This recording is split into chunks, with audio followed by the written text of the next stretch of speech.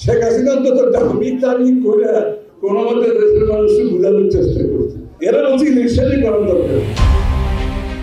দেশের রাজনীতিতে আবারও নতুন চক্রান্তের গন্ধ, নির্বাচন বন্ধের সুর, গণতন্ত্রের পথ রুদ্ধ করার ষড়যন্ত্র।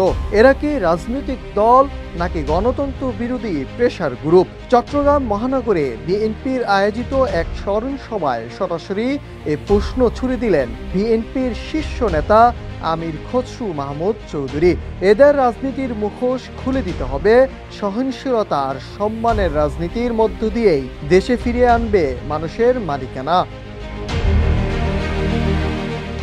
বিএনপির স্থায়ী কমিটির সদস্য আমির খসরু মাহমুদ চৌধুরী বলেন, শেখ হাসিনা অন্তত ডামি নির্বাচন আয়োজনের মাধ্যমে মানুষকে বিভ্রান্ত করার চেষ্টা করেছেন, অথচ কিছু দল এখন সরাসরি বলছে নির্বাচনই দরকার নেই। এমন অবস্থান নিয়ে যারা মাঠে নেমেছে তারা কি আদৌ রাজনৈতিক দল হতে পারে? তারা কি গণতন্ত্রের শত্রু নয়? তারা কি দেশের মালিকানা জনগণের হাতে ফিরিয়ে দেওয়ার বিরোধী শক্তি নয়?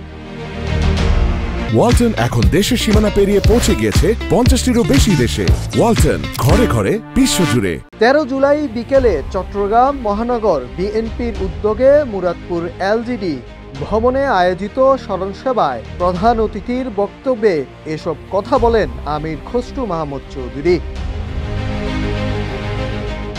নির্বাচনকে বাধাগ্রস্ত করার প্রেসার গ্রুপের কাজ উল্লেখ করে বিএনপির স্থায়ী কমিটির সদস্য আমির খসরু মাহমুদ চৌধুরী বলেন, যারা গণতান্ত্রিক প্রক্রিয়া এবং নির্বাচন বাধাগ্রস্ত করে দেশ অস্থিতিশীলতা তৈরি করতে চায় তারা আসলে কোনো রাজনৈতিক দল নয়। তাদের ভূমিকা মূলত প্রেসার গ্রুপের মতো। রাজনৈতিক দল হলে নির্বাচন ও গণতান্ত্রিক প্রক্রিয়ায় অংশ নিতে হবে। আর যারা বলে নির্বাচন দরকার নেই তাদের কাজ রাজনীতির নয় বরং প্রেসার গ্রুপের। বিএনপির অবস্থান ও তারেক রহমানের ভূমিকা প্রসঙ্গে বলেন, দেশের মানুষ এখন নতুন স্বপ্ন দেখছে, সেই স্বপ্ন বিএনপিকেই দেখাতে হবে, আর সেটাই করছেন তারেক রহমান। তিনি অশালীনতা অপমানের রাজনীতির বিপরীতে সহনশীল, সম্মানপূর্ণ ও শান্তিপূর্ণ রাজনীতির বার্তা দিচ্ছেন। বিএনপির রাজনীতি হবে সেই ধারার যেখানে কারো সঙ্গে মতের অমিল হলেও সম্মান দেখানো হবে। শেখ হাসিনা দেশ থেকে পালিয়ে যাওয়ার পর মানুষের মনোজগতে যে বিরাট পরিবর্তন এসেছে তা যারা ধারণ করতে পারবে না তারা বাংলাদেশের রাজনীতিতে টিকে থাকতে পারবে না।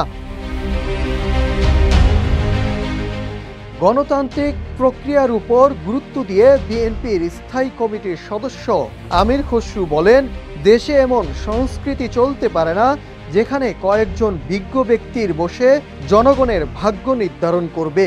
এ ধরনের সংস্কৃতি বন্ধ করতে হবে।